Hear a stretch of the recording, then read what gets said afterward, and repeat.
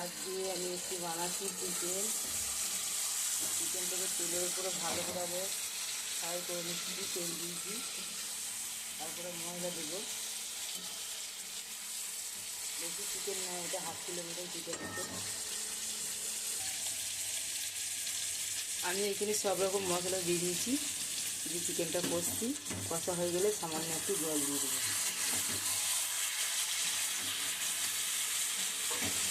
কিন্তু কটা আলু দিয়ে দিয়েছি।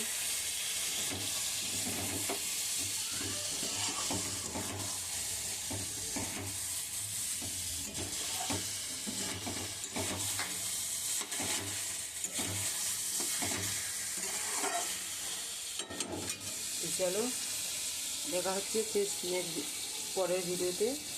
কেমনি হয়েছে রান্নাটা অবশ্যই বলবেন। হয়ে এসছে।